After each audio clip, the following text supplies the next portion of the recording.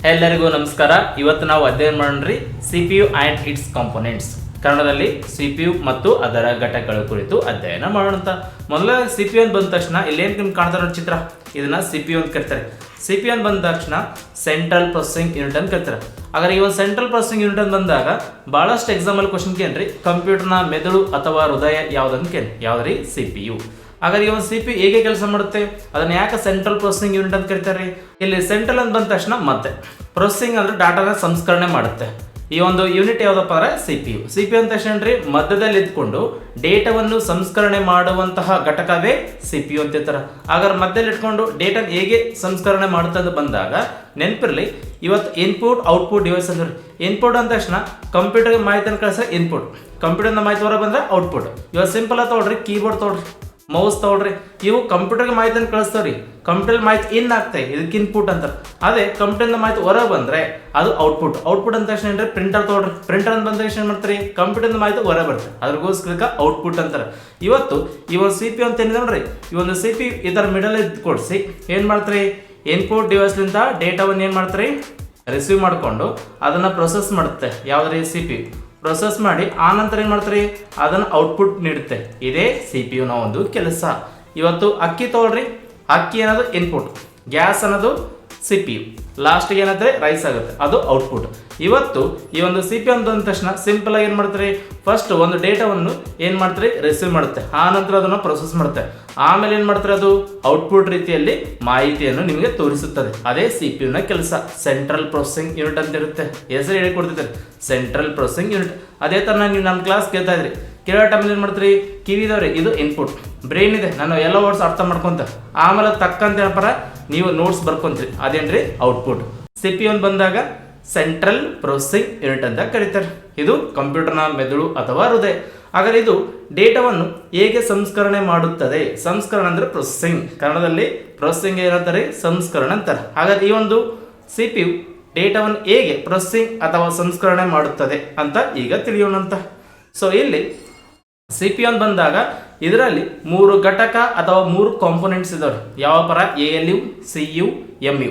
ALU ಅಂತ ಬಂದ ತಕ್ಷಣ ಅರ್ಥಮೆಟಿಕ್ ಲಾಜಿಕ್ ಯೂನಿಟ್, CU ಅಂದಾಗ ಕಂಟ್ರೋಲ್ ಯೂನಿಟ್, MU ಅಂದಾಗ ಮೆಮೊರಿ ಯೂನಿಟ್. ಇವತ್ತು ಈ ಒಂದು CPU ಅಂತ ಬಂದ ತಕ್ಷಣ ನೋಡ್ರಿ, ಇಲ್ಲೊಂದು ಚಿತ್ರ ಕಾಣಿಸ್ತಾ ಇದೆ. ಇವತ್ತು ಈ ಒಂದು CPU ಏನು ಮಾಡ್ತಾರೆ, ಹಾಗಾದ್ರೆ ಇಲ್ಲಿ ಈ ಒಂದು ಚಿತ್ರವನ್ನು ಗಮನಿಸಿ. ಇಲ್ಲಿ ಇನ್ಪುಟ್ ಡಿವೈಸ್ ಅಂತಿದೆ, ಈ ಸೈಡ್ ಔಟ್ಪುಟ್ ಡಿವೈಸ್ ಅಂತ. ಮಿಡಲ್ ಅಲ್ಲಿ ಏನ್ರಿ ಸೆಂಟ್ರಲ್ ಪ್ರೊಸೆಸಿಂಗ್ ಯೂನಿಟ್ ಇದಾವ, ಇಲ್ಲೊಂದು 3 ಯೂನಿಟ್ ಇದಾವೆ. ಹಾಗಾದ್ರೆ ಇದು ಹೇಗೆ ಕೆಲಸ ಮಾಡ್ತಂತ ಬಂದಾಗ ನೆನಪಿರ್ಲಿ, ಇವತ್ತು ಇನ್ಪುಟ್ ಡಿವೈಸ್ ಅಂತ ಬಂದಾಗ ಯಾವ್ದು ಬರ್ತಾರೆ, ಈ ಕೀಬೋರ್ಡ್ ಬರುತ್ತೆ. ಸೊ ಔಟ್ಪುಟ್ ಅಂದಾಗ ಯಾವ್ದು ಬರ್ತಾರೆ, ಈ ಮಾನಿಟರ್ ಬರುತ್ತೆ. ಸೊ ಇವಾಗ ಈ ಒಂದು ಕೀಬೋರ್ಡ್ ಅಲ್ಲಿ ಏನ್ ಮಾಡ್ತಾರೆ, ನೀವು ಅಕ್ಷರವನ್ನು ಟೈಪ್ ಮಾಡ್ತೀರಿ, ಓಕೆನಾ. ಅದೇ ತರನಾಗಿ ಮಾನಿಟರ್ ಅಂದಾಗ ಏನ್ರಿ ಡಾಟಾನು ಏನಪ್ಪ ಅಂದ್ರೆ ಡಿಸ್ಪ್ಲೇ ಮಾಡುತ್ತೆ, ಅದೇ ಯಾವ್ದ್ರಿ ಮಾನಿಟರ್ ಅಂತ ಬರುತ್ತೆ. ಹಾಗಾದ್ರೆ ಇವಾಗ ಈ ಒಂದು CPU ನ ಕೆಲಸ ಏನಂತ ನೋಡ್ತಾ ಹೋದ್ರೆ, ಈ ಸಿಂಪಲ್ ಆಗಿ ಇವತ್ತು ನೀವೊಂದು ಮೊಬೈಲ್ಗೆ ಪಾಸ್ವರ್ಡ್ ಸೆಟ್ ಮಾಡ್ಬೇಕು ಅನ್ಕೊಂತೀರಿ, ಅಥವಾ ಜಿಮೇಲ್ ಒಂದು ಅಕೌಂಟ್ ಕ್ರಿಯೇಟ್ ಮಾಡ್ಬೇಕಂತ. ಹಾಗಾದ್ರೆ ನೀವೇನ್ ಮಾಡ್ತೀರಿ, ಕೀಬೋರ್ಡ್ ಮುಖಾಂತರ ಏನ್ ಮಾಡ್ತೀರಿ, ಡೇಟಾವನ್ನು ಎಂಟ್ರಿ ಮಾಡ್ತೀರಿ. ಅಂತ ಒಂದು ಸಂದರ್ಭದಲ್ಲಿ ನೆನಪಿರಲಿ, ಇವತ್ತು ಮೆಮೊರಿ ಯೂನಿಟ್ ಅಂತ ಬರುತ್ತೆ. ಮೆಮೊರಿ ಯೂನಿಟ್ ಅಂತ ಬಂದಾಗ ನೀವು ನಿಮ್ಮ ಒಂದು ಮೊಬೈಲ್ಗೆ ಪಾಸ್ವರ್ಡ್ ಏನಾದ್ರು ನೀವು ಸೆಟ್ ಮಾಡ್ಬೇಕಂತ ಬಂದಾಗ ನೆನಪಿರಲಿ, ಈ ಒಂದು ಮೊಬೈಲಲ್ಲಿ ಏನು ಮಾಡ್ತೀರಿ, ಪಾಸ್ವರ್ಡ್ ಸೆಟ್ ಮಾಡ್ತೀರಿ. ಅಂತ ಟೈಮಲ್ಲಿ A to Z ಅಥವಾ 0 to 9 ಅಥವಾ ಸಿಂಬಲ್ಸ್ನ ಬಳಸ್ತೀರಿ. ಅಂತ ಟೈಮಲ್ಲಿ ನೆನಪಿರಲಿ, ಕೀಬೋರ್ಡ್ನ ಅವಶ್ಯಕತೆ ಬೇಕೇ ಬೇಕು. ಇವಾಗ ನೀವು ಪಾಸ್ವರ್ಡ್ ಸೆಟ್ ಮಾಡಿದಾಗ ಆ ಒಂದು ಡೇಟಾ ಸ್ಟೋರ್ ಆಗೋದೇನಪ್ಪ ಅಂದ್ರೆ ಎಲ್ಲಿ ಸ್ಟೋರ್ ಆಗುತ್ತೆ ರೀ, ಮೆಮೊರಿ ಯೂನಿಟಲ್ಲಿ ಸ್ಟೋರ್ ಆಗುತ್ತೆ. ಕ್ಲಿಯರಾ. ಸೊ ಆ ನಂತರ ಆ ಒಂದು ಡೇಟಾನ ಇನ್ನೊಂದು ಟೈಮ್ ನೀವು ಲಾಗಿನ್ ಮಾಡ್ಬೇಕಂದ್ರೆ ಅಂತ ಟೈಮ್ಲಿ ಏನು ಮಾಡ್ತೀರಿ, ಸೊ ಅವಾಗ ನೀವು ಡೇಟಾನ ಇನ್ನೊಂದು ಟೈಮ್ ಏನಾರ ಟೈಪ್ ಮಾಡ್ತೀರಿ. ಸೊ ಟೈಪ್ ಮಾಡೋ ಟೈಮ್ ಏನ್ರದು ಇನ್ಪುಟ್, ಇನ್ನೊಂದು ಟೈಮ್ ಏನ್ರಿ ಡಾಟಾನ ಎಂಟ್ರಿ ಮಾಡ್ಬೇಕು. ಎಂಟ್ರಿ ಮಾಡ್ಬೇಕಂದ್ರೆ ಏನ್ರದು ಅರ್ಥಮೆಟಿಕ್ ಅಂದಾಗ ನೀವು ಆ ಕ್ಷಣದಲ್ಲಿ ಏನಾದ್ರು ಡಾಟಾನ ಓಪನ್ ಮಾಡ್ಬೇಕಂದ್ರೆ ಇನ್ನೊಂದು ಟೈಮ್ ಡಾಟಾನ ಕೊಡ್ಬೇಕಂದಾಗ ಏನ್ರಿ ಅದು ಅರ್ಥಮೆಟಿಕ್. ಅದು ರೈಟ್ ಆರ್ ರಾಂಗ್ ಚೆಕ್ ಮಾಡೋಕೆ ಲಾಜಿಕ್. ಅದೇಗಪ್ಪ ಅಂತ ಬಂದಾಗ ಇವತ್ತು ನನಗೆ ಕನ್ನಡ ಭಾಷೆ ಬರುತ್ತೆ, ಹಿಂದುಗಡೆ ಎಕ್ಸಾಂಪಲ್ ಕೊಟ್ಟು ನಿಮ್ಗೆ ಇದ್ರ ಬಗ್ಗೆ ಎಕ್ಸ್ಪ್ಲೇನ್ ನೀಟಾಗಿ ಮಾಡಿದ್ದೀನಿ. ಸೊ ಇವತ್ತು ನನಗೆ ಕನ್ನಡ ಭಾಷೆ ಬರುತ್ತೆ ಅಂತ ಬಂದಾಗ ಕನ್ನಡ ಭಾಷೆ ಸಂಬಂಧಪಟ್ಟ ಎಲ್ಲ ಡಾಟಾ ಸ್ಟೋರ್ ಇದೆ, ಅದೆಲ್ರಿ ಮೆಮೊರಿ ಯೂನಿಟಲ್ಲಿ. ಇವಾಗ ನಾ ಹೇಳುವಂಥ ಎಲ್ಲ ವರ್ಡ್ಸ್ ಅರ್ಥ ಆಗ್ತದೆ ಅಂದ್ರೆ ಇವಾಗ ಕೊಟ್ಟಂತ ಡಾಟಾ ಮತ್ತೆ ಮೈಂಡಲ್ಲಿ ಸ್ಟೋರ್ ಆಗುತ್ತೆ. ಹಿಂದಿರೋ ವರ್ಡ್ ಈ ವರ್ಡ್ ಎರಡು ಮ್ಯಾಚ್ ಆದಾಗ ಮಾತ್ರ ನಿಮ್ಮ ಒಂದು ಮಾಹಿತಿ ಅರ್ಥ ಆಗುತ್ತೆ. ಅದೇ ಒಂದು ವೇಳೆ ಇವಾಗ ನಾ ತೆಲುಗು ಅಥವಾ ರಷ್ಯಾ ಮಾತಾಡ್ತೀನಿ, ಅವಾಗ ನಿಮ್ಗೆ ಅರ್ಥ ಆಗಲ್ಲ. ಯಾಕೆ ಅರ್ಥ ಆಗಲ್ಲ, ನಿಮ್ಮ ಒಂದು ಬ್ರೈನಲ್ಲಿ ಆ ಒಂದು ವರ್ಡ್ ಸ್ಟೋರ್ ಇಲ್ಲ, ಅಂದರೆ ಮೆಮೊರಿ ಯೂನಿಟಲ್ಲಿ ಡಾಟಾ ಸ್ಟೋರ್ ಇಲ್ಲ. ಫಸ್ಟ್ ಡಾಟಾ ಸ್ಟೋರ್ ಇರಬೇಕು, ಅದನ್ನ ಇನ್ನೊಂದು ಟೈಮ್ ರೀಕಾಲ್ ಮಾಡಬೇಕು. ರೀಕಾಲ್ ಮಾಡಿದಾಗ ಮತ್ತೆ ಇನ್ನೊಂದು ಟೈಮ್ ಸ್ಟೋರ್ ಆಗುತ್ತೆ, ಅದೇ ಅರ್ಥಮೆಟಿಕ್. ಅದೇ ರೈಟ್ ಆರ್ ರಾಂಗ್ ಚೆಕ್ ಮಾಡೋದೇನ್ರಿ ಲಾಜಿಕ್. ರೈಟ್ ಇದ್ರೆ ಓಪನ್ ಆಗುತ್ತೆ, ಇಲ್ಲ ಓಪನ್ ಆಗಲ್ಲ. ಅದೇ ತರ ಇವಾಗ ಕಾನ ಕಾಯಿ ಅಂತ ಹೇಳ್ತಾರೆ, ಅಂತ ಟೈಮಲ್ಲಿ ನೀವೇನು ಮಾಡ್ತೀರಿ ಕಾಯ ಅಂತ ಹೇಳ್ತೀರಿ. ಯಾಕೆ ಹೇಳ್ರಿ, ನಿಮ್ಮ ಒಂದು ಬ್ರೈನಲ್ಲಿ ಆ ಒಂದು ವರ್ಡ್ಸ್ ಎಲ್ಲ ಸ್ಟೋರ್ ಇದಾವೆ, ಹೌದಲ್ರಿ? ಅದೇನ್ರಿ ಮೆಮೊರಿ ಯೂನಿಟಲ್ಲಿ. ಇವಾಗ ನಾವು ಕೊಟ್ಟಂತ ವರ್ಡ್ ಏನ್ರಿ ಅರ್ಥಮೆಟಿಕ್. ಆ ಕ್ಷಣದಲ್ಲಿ ಅಷ್ಟೇ ಡಾಟಾ ಸ್ಟೋರ್ ಆಗುತ್ತೆ. ಸ್ಟೋರ್ ಆಗಿ ಏನು ಮಾಡುತ್ತೆ, ಚೆಕ್ ಮಾಡುತ್ತೆ ಹಿಂದಿರೋ ವರ್ಡ್ ಈ ವರ್ಡ್ ರೈಟ್ ಅವ್ರಂಗ ಚೆಕ್ ಮಾಡ್ತಾರೆ ನಿಮ್ಮ ಒಂದು ಬ್ರೈನ್. ಅದು ರೈಟ್ ಇದ್ರೆ ಆನ್ಸರ್ ಮಾಡ್ತಾರೆ, ರೈಟ್ ಇಲ್ಲದ್ರೆ ಸೈಲೆಂಟಾಗಿ ಕೂಡ್ತೀರಿ. ಅದೇ ಎಕ್ಸಾಮಲ್ಲಿ ಕೂಡ ಅಷ್ಟೇ ರೀ. ನಾ ಹೇಳಿದೆ ಕ್ಲಾಸ್ ಏನು ಮಾಡ್ಬೇಕು, ಇವಾಗ ಮೆಮೊರಿ ಯೂನಿಟಲ್ಲಿ ಥರನೇ ನಿಮ್ಮ ಒಂದು ಬ್ರೈನಲ್ಲಿ ಡಾಟಾ ಸ್ಟೋರ್ ಮಾಡ್ಬೇಕು. ಅದೇ ಎಕ್ಸಾಮ್ ಬಂದಾಗ ರೀಕಾಲ್ ಮಾಡ್ಬೇಕು. ಅವಾಗ ರೈಟ್ ಇದ್ರೆ ಆನ್ಸರ್ ಮಾಡ್ತೀರಿ, ಅದೇ ಗೊತ್ತಿಲ್ಲ ಅಂತಿಕ್ಕರಿ ಸೈಲೆಂಟಾಗಿ ಕೊಡ್ತೀರಿ, ಹೌದಲ್ರಿ? ಇದು ಎಕ್ಸಾಂಪಲ್ ನೆನ್ಪಿಟ್ಕೊಳ್ರಿ, ನಿಮ್ಮ ಎಕ್ಸಾಮಲ್ಲಿ ಅವಶ್ಯಕತೆ ಆಗುತ್ತೆ. ಭಾಳಷ್ಟು ಎಕ್ಸಾಮಲ್ಲಿ ಕೇಳ್ರಿ ಎ ಲಿವ್ ಲಾಂಗ್ ಫಾರ್ಮ್ ಕೇಳಿ. ಎ ಲಿವ್ ಲಾಂಗ್ ಫಾರ್ಮ್ ಏನ್ರಿ arithmetic logic unit. So arithmetic ಅಂದ್ರೆ ಏನ್ರಿ ಡಾಟಾನ ಸ್ಟೋರ್ ಮಾಡ್ತಾರೆ. ಲಾಜಿಕ್ ಅಂದ್ರೆ ಏನ್ರಿ ಅದು ರೈಟ್ ಅವ್ರಂಗ ಚೆಕ್ ಮಾಡ್ತಾರೆ. ಅದೇ ಕಂಟ್ರೋಲ್ ಯೂನಿಟ್ ಅಂತ ಬಂದಾಗ ನೆನಪಿರಲಿ, ಇವತ್ತು ನಿಮ್ಮ ಮೊಬೈಲಲ್ಲಿ ಫೋಟೋಸ್ ಇರ್ತಾವೆ, ವಿಡಿಯೋಸ್ ಇರ್ತಾವೆ. ಇವತ್ತೊಂದು ಫೋಟೋ ಮೇಲೆ ಕ್ಲಿಕ್ ಮಾಡಿದಾಗ ಗ್ಯಾಲರಿ ಓಪನ್ ಆಗುತ್ತೆ. ಅದೇ ಥರ ಒಂದು ವಿಡಿಯೋ ಮೇಲೆ ಕ್ಲಿಕ್ ಮಾಡಿದಾಗ MS ಓಪನ್ ಆಗುತ್ತೆ. ಅದೇ ಥರನಾಗಿ ಒಂದು PDF ಮೇಲೆ ಓಪನ್ ಮಾಡಿದಾಗ ಅಡೋಬ್ ರೀಡರ್ ಓಪನ್ ಆಗುತ್ತೆ, ಇಲ್ಲ ಡ್ರೈವ್ ಓಪನ್ ಆಗುತ್ತೆ. ಅದೇ PDF ಫೈಲ್ ಬಂದು ಯಾವತ್ತದ ಗ್ಯಾಲರಿ ಓಪನ್ ಆಗುತ್ತೆ ಆಗಲ್ಲ. ಅದೇ ಫೋಟೋ ಬಂದು ಏನಾದರೂ ಈ ಒಂದು ಅಡೋಬ್ ರೀಡರ್ ಓಪನ್ ಆದ್ರೆ ಆಗಲ್ಲ. ಯಾವೊಂದು ಡಾಟಾ ಯಾವ ಸಾಫ್ಟ್ವೇರ್ ಓಪನ್ ಆಗಬೇಕು, ಅದು ಹೇಗೆ ಓಪನ್ ಆಗಬೇಕು ಅಂತ ಎಲ್ಲ ಒಂದು ಡೇಟಾವನ್ನು ನಿಯಂತ್ರಿಸುವ ಘಟಕ ಯಾವುದಪ್ಪ ಅಂದರೆ ಕಂಟ್ರೋಲ್ ಯೂನಿಟ್. ಕಂಟ್ರೋಲ್ ಯೂನಿಟ್ ಅಂತ ಬಂದಾಗ ಕಂಪ್ಯೂಟರ್ ಸಂಬಂಧಪಟ್ಟಂತಹ ಎಲ್ಲ ಡೇಟಾವನ್ನು ನಿಯಂತ್ರಿಸುವ ಘಟಕವೇ ಕಂಟ್ರೋಲ್ ಯೂನಿಟ್.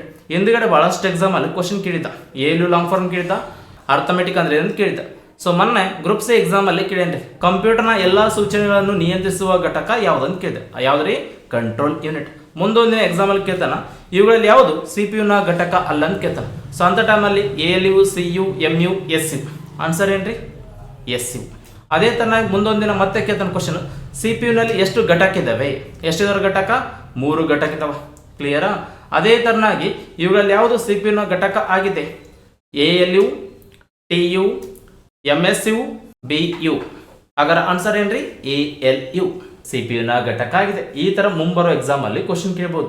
ಒಂದು ತಿಕ್ಕೋರಿ ನಾನು ಒಂದು ಕಂಪ್ಯೂಟರ್ ಸಬ್ಜೆಕ್ಟ್ ಅಂತ ಬಂದಾಗ ಭಾಳ ಚಿಕ್ಕದಿರುತ್ತೆ, ಬಟ್ ಅಲ್ಲಿ 3 ಯೂನಿಟ್ ಅದಲ್ರಿ, ಅದ್ರ ಮೇಲೆ ಎಷ್ಟಿದಾವ, ಯಾವಿದಾವ ಯಾವಿಲ್ಲ, ಓಕೆನಾ, ಮತ್ತು ಅವು ಹೇಗೆ ಕೆಲಸ ಮಾಡ್ತಾವೆ ಅದ್ರ ಮೇಲೆ ಈ ಥರ ಕ್ವಶನ್ ಕೇಳ್ತಾನೆ. ಅದ್ರಗೋಸ್ಕರ ಚಿಕ್ಕ ಸಬ್ಜೆಕ್ಟ್ ಹೆಚ್ಚಿನ ಮಾಹಿತಿಯನ್ನು ಪಡ್ಕೊಳ್ಬೇಕು. ಕ್ಲಿಯರಾ? ಸೊ ಆನಂತರ ಈ ಒಂದು CPU ನಲ್ಲಿ ಮದರ್ ಬೋರ್ಡ್ ಅಂತ ಬರುತ್ತೆ. ಸೊ ಎಕ್ಸಾಮಲ್ಲಿ ಕ್ವಶನ್ ಕೇಳ್ರಿ ಈ ಒಂದು ಕಂಪ್ಯೂಟರ್ನ ಎಲ್ಲ ಕೇಬಲ್ ಯಾವುದಕ್ಕೆ ಕನೆಕ್ಟ್ ಮಾಡ್ತಾರೆ, ಮದರ್ ಬೋರ್ಡ್ ಕನೆಕ್ಟ್ ಮಾಡ್ತಾರೆ. ಅದೇ ಥರ ಈ ಒಂದು ಮದರ್ ಬೋರ್ಡ್ ಯಾವ ಒಂದು ಬಣ್ಣದಲ್ಲಿ ಕಂಡು ಬರ್ತಾರೆ, ಗ್ರೀನ್ ಕಲರ್. ಅದೇ ಥರ ಈ ಒಂದು ಮದರ್ ಬೋರ್ಡ್ ಯಾವ ಒಂದು ಪೀಳಿಗೆಯಲ್ಲಿ ಅಭಿವೃದ್ಧಿಪಡಿಸಲಾಯ್ತು ಅಂತ ಬಂದಾಗ 3ನೇ ಪೀಳಿಗೆ. ಸೊ 3ನೇ ಪೀಳಿಗೆ ಅಂತ ಬಂದಾಗ 3rd ಜನರೇಷನ್. ಅಲ್ಲಿ IC ಬೋರ್ಡ್ ಅಂತ ಹೇಳಿದೆ. IC ಬೋರ್ಡ್ ಅಂದ್ರೆ ಏನ್ರಿ ಇಂಟಿಗ್ರೇಟೆಡ್ ಸರ್ಕ್ಯೂಟ್ ಬೋರ್ಡ್. ಹಿಂದ್ಗಡೆ ಎಕ್ಸಾಮಲ್ಲಿ ಕ್ವಶನ್ ಆಗಿದೆ, IC ವಿಸ್ತರಿಸಿ ಬರೀರಿ. IC ಅಂದ್ರೆ ಏನ್ರಿ ಇಂಟಿಗ್ರೇಟೆಡ್ ಸರ್ಕ್ಯೂಟ್ ಬೋರ್ಡ್. ಕ್ಲಿಯರಾ? ಅದಾದ ನಂತರ ಈ ಒಂದು IC ಬೋರ್ಡ್ನ ಯಾವ ಒಂದು ಪೀಳಿಗೆಯಲ್ಲಿ ಅಭಿವೃದ್ಧಿಪಡಿಸಲಾಯ್ತು ರೀ, 3ನೇ ಪೀಳಿಗೆ. ನಿಮಗೆ ಜನರೇಷನ್ ಆಫ್ ಕಂಪ್ಯೂಟರ್ ಬಂದಾಗ ಇದನ್ನ ಹೇಳಿದ್ದೀನಿ, ಫಸ್ಟ್ ಚಾಪ್ಟರ್ ಇದು ಇದೆ ನೋಡಿ, ಓಕೆನಾ. ಸೊ ಇವತ್ತು ಈ ಒಂದು ಮದರ್ ಬೋರ್ಡ್ ಅಂತ ಬಂದಾಗ 3ನೇ ಪೀಳಿಗೆಯಲ್ಲಿ ಇದನ್ನು ಅಭಿವೃದ್ಧಿಪಡಿಸಲಾಯ್ತು. ಆ ನಂತರ 4ನೇ ಪೀಳಿಗೆ ಅಂತ ಬಂದಾಗ LSI VLSI large scale integrated circuit, very large scale integrated. ಆ ನಂತರ 5th ಜನರೇಷನ್ ಬಂದಾಗ ULSI ultra large scale integrated circuit. ಈ ಒಂದು IC ಬೋರ್ಡ್ನ 3rd 4th 5th ಜನರೇಷನಲ್ಲಿ ಬಳಸಲಾಯಿತು. ಈ ಒಂದು IC ಬೋರ್ಡ್ನ 3rd 4th ಮತ್ತು 5th ಜನರೇಷನಲ್ಲಿ ಬಳಸಲಾಯಿತು. 4th ಜನರೇಷನ್ ಬಂದಾಗ ಏನಿದೆ ರೀ, LSI VLSIC.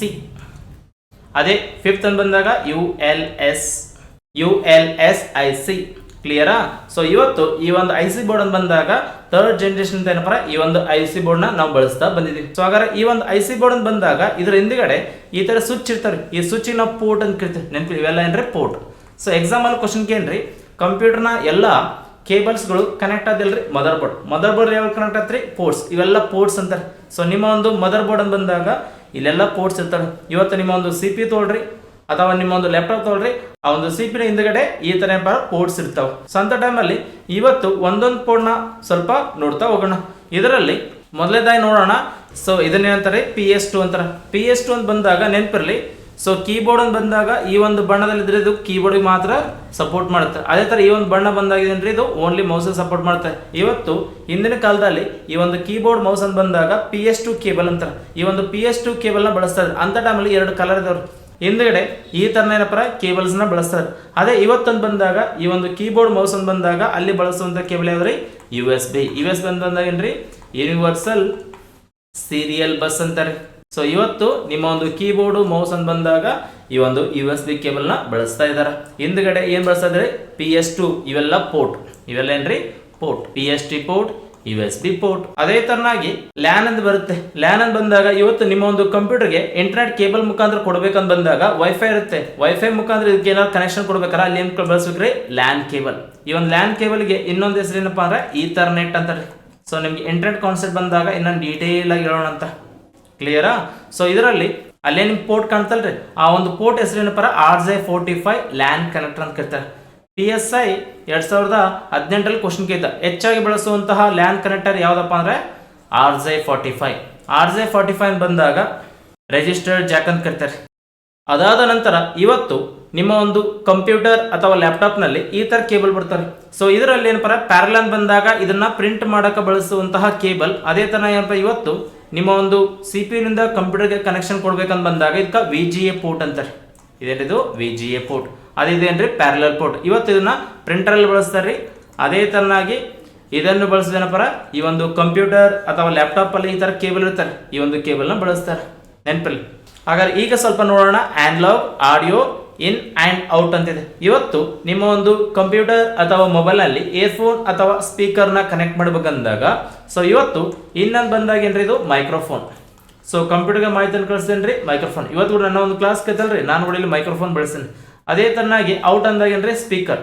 ಸೊ ಇವತ್ತು ನಿಮ್ಮ ಒಂದು ಕಂಪ್ಯೂಟರ್ ಅಥವಾ ಮೊಬೈಲ್ನಲ್ಲಿ ಏನಾದ್ರು ಸಾಂಗ್ನ ಕೇಳ್ಬೇಕಾದ್ರೆ ಏನು ಬೇಕ್ರಿ, ಸ್ಪೀಕರ್ ಬೇಕೇ ಬೇಕು. ಅದ್ರಗೋಸ್ಕರ ಇನ್ನಂದಾಗ ಏನ್ರಿ ಮೈಕ್ರೋಫೋನ್, ಔಟ್ ಅಂದಾಗ ಏನ್ರಿ ಸ್ಪೀಕರ್. ಅದಾದ ನಂತರ ಇವತ್ತು ಗೇಮ್ ಪೋರ್ಟ್ ಅಂತಿದೆ. ಗೇಮ್ ಅಂತ ಬಂದಾಗ ನೆನಪಿರಲಿ ಜಾಯ್ಸ್ಟಿಕ್ ಅಂತ ಬರುತ್ತೆ. ಇದೇನಿದು ಜಾಯ್ಸ್ಟಿಕ್. ಈ ಜಾಯ್ಸ್ಟಿಕ್ ಅಂತ ಬಂದಾಗ ಆಟವಾಡಲು ಬಳಸುವಂತಹ ಸಾಧನ ಯಾವುದಪ್ಪ ಅಂದ್ರೆ ಜಾಯ್ಸ್ಟಿಕ್. ಸೊ ಮುಂದೆ ಏನಪ್ಪ ಇನ್ಪುಟ್ ಔಟ್ಪುಟ್ ಅಂತ ಬಂದಾಗ ಇನ್ಪುಟ್ ಅಲ್ಲಿ ಈ ಒಂದು ಡಿವೈಸ್ ಬರುತ್ತೆ, ಅವಾಗ ಇದ್ರ ಬಗ್ಗೆ ಇನ್ನ ನೀಟಾಗಿ ಹೇಳ್ಕೊಡುತ್ತೆ ಅಂತ, ಕ್ಲಿಯರಾ? ಅದೇ ತರನಾಗಿ ಹಿಂದ್ಗಡೆ ಕ್ವಶನ್ ಆಗಿತ್ತು, ಕಂಪ್ಯೂಟರ್ನ ಎಲ್ಲ ಬಿಡಿಭಾಗಗಳು ಅಥವಾ ಆಕ್ಸರೀಸ್ಗಳನ್ನು ಕಂಪ್ಯೂಟರ್ನಲ್ಲಿ ಸಂಪರ್ಕಿಸಲು ಅಥವಾ ಜೋಡಿಸಲು ಸ್ಥಳವನ್ನು ಏನೆಂದು ಕರೆಯುತ್ತಾರೆ ಅಂತ ಕೇಳಿದೆ. ಏನಂತ ಕರೀತಾರೆ, ಪೋರ್ಟ್. ಸೊ ನೆನಪಿರಲಿ ಇವತ್ತು ಪೋರ್ಟ್ ಅಂತ ಬಂದಾಗ ಇಲ್ಲಿ ತನಕ ಇವೆಲ್ಲ ಏನ್ರಿ ಪೋರ್ಟ್ಸ್. ಇದನ್ನು PC 2018 ಕ್ವಶನ್ ಕೇಳಿದಾನೆ. ಅದೇ ತರನಾಗಿ ಗ್ರೂಪ್ C 2023 ಮತ್ತೆ ಕ್ವಶನ್ ಕೇಳಿದ. ಸೊ ಅದ್ರಗೋಸ್ಕರ ಏನಪ್ಪ ಇವತ್ತು ಕಂಪ್ಯೂಟರ್ನ ಎಲ್ಲಾ ಕೇಬಲ್ಸ್ಗಳನ್ನು ಜೋಡಿಸುವಂತಹ ಸ್ಥಳ ಯಾವ್ದಪ್ಪ ಪೋರ್ಟ್ ಅಂತಾರೆ. ಸೊ ಇವೆಲ್ಲ ಏನಪ್ಪ ಪೋರ್ಟ್. ಇವೆಲ್ಲವೂ ಏನಪ್ಪ ಮದರ್ ಬೋರ್ಡ್ ಅಲ್ಲಿ ಕಂಡು ಬರ್ತಾರೆ. ಇವೆಲ್ಲವಕ್ಕೆ ಏನಂತ ನಾವು ಪೋರ್ಟ್ ಅಂತ ಕರಿತೀವಿ. ಇವೆಲ್ಲ ಪೋರ್ಟ್ಸ್, ಇವೆಲ್ಲ ಇದಕ್ಕೆ ಸ್ವಿಚ್ ಅಂತ ಕರಿತೀವಿ. ಇವೆಲ್ಲ ಏನಪ್ಪ ಪೋರ್ಟ್. ಸೊ ಆ ಒಂದು ಅರ್ಥ ಮಾಡ್ಕೊಡ್ರಿ, ಕಂಪ್ಯೂಟರ್ನ ಎಲ್ಲ ಕೇಬಲ್ಸ್ ಕನೆಕ್ಟ್ ಆಗೋದೇನಪ್ಪ ಮದರ್ ಬೋರ್ಡ್. ಅದೇ ಮದರ್ ಬೋರ್ಡ್ ನಲ್ಲಿ ಈ ಒಂದು ಕೇಬಲ್ಸ್ ಯಾವ್ದು ಕನೆಕ್ಟ್ ಆಗ್ತಪ್ಪ ಅಂದ್ರೆ ಪೋರ್ಟ್. ಸೊ ಹಾಗಾದ್ರೆ ಎಕ್ಸಾಮ್ ಅಲ್ಲಿ 2 ತರ ಕ್ವಶನ್ ಕೇಳ್ತಾರೆ. ಕಂಪ್ಯೂಟರ್ನ ಎಲ್ಲ ಕೇಬಲ್ಸ್ ಕನೆಕ್ಟ್ ಆಗೋದು ಮದರ್ ಬೋರ್ಡ್, ಅದೇ ತರನಾಗಿ ಒಂದು ಸಾಧನದ ಕೇಬಲ್ ಕನೆಕ್ಟ್ ಆದೇನ್ರಿ ಪೋರ್ಟ್. ಬಟ್ ಎಕ್ಸಾಮ್ ಅಲ್ಲಿ ಏನಾದ್ರು ನಾಳೆ ಕ್ವಶನ್ ಕೇಳಿದಾಗ ಅಲ್ಲಿ ಇದ್ರೆ ಪೋರ್ಟ್ ಇರಬೇಕು, ಇಲ್ಲ ಮದರ್ ಬೋರ್ಡ್ ಬೇಕು. ಎರಡು ಇದ್ರೆ ಗ್ರೇಸ್ ಮಾರ್ಕ್ಸ್. ಯಾಕಂತಕ್ರಿ ಇವ್ಟನ್ನ ಸಿಂಪಲ್ ಆಗಿ ಕೇಳ್ಬೇಕ್ರಿ. ಏನ್ ಕೇಳ್ಬೇಕ್ರಿ, ಕಂಪ್ಯೂಟರ್ ಎಲ್ಲ ಕೇಬಲ್ಸ್ ಕನೆಕ್ಟ್ ಆಗೋದು ಮದರ್ ಬೋರ್ಡ್. ಮದರ್ ಬೋರ್ಡ್ ಯಾವ ಕನೆಕ್ಟ್ ಆದ್ರಿ ಪೋರ್ಟ್. ಹಾಗಾದ್ರೆ ಒಂದು ಸಾಧನದ ಕೇಬಲ್ ಕನೆಕ್ಟ್ ಆದೇನ್ರಿ ಪೋರ್ಟ್. ಈ ತರ ಕೇಳ್ಬೇಕು. ಬಟ್ ಅಲ್ಲಿ ಏನ್ ಮಾಡ್ತಾನೆ ಅಷ್ಟು ಕ್ಲಾರಿಟಿ ಕೇಳಲ್ಲ. ಅಂತ ಟೈಮಲ್ಲಿ ಕೇಳ್ತಾನ್ರಿ ಕಂಪ್ಯೂಟರ್ ಎಲ್ಲ ಕೇಬಲ್ಸ್ ಕನೆಕ್ಟ್ ಆಗೋದು ಮದರ್ ಬೋರ್ಡ್. ಮದರ್ ಬೋರ್ಡ್ ಇಲ್ಲ ಪೋರ್ಟ್. ಎರಡು ಇದ್ರೇನ್ರಿ ಗ್ರೇಸ್ ಮಾರ್ಕ್ಸ್. ಸೊ ಇಷ್ಟೇನಪ್ಪ ಈ ಒಂದು CPU ಮತ್ತು ಇದಕ್ಕೆ ಸಂಬಂಧಪಟ್ಟಂತಹ ಕಾಂಪೋನೆಂಟ್ಸ್, ಅದರ ಘಟಕಗಳ ಕುರಿತು ಈ ಒಂದು ಕ್ಲಾಸ್ ನಲ್ಲಿ ನಾವು ಅಧ್ಯಯನ ಮಾಡಿದ್ವಿ. ಸೊ ನೆಕ್ಸ್ಟ್ ಟಾಪಿಕ್ ಅಲ್ಲಿ ನಾವೇನಪ್ಪ ಇನ್ಪುಟ್ ಮತ್ತು ಔಟ್ಪುಟ್ ಡಿವೈಸ್ ಬಗ್ಗೆ ಡಿಸ್ಕಷನ್ ಮಾಡೋಣ ಅಂತ.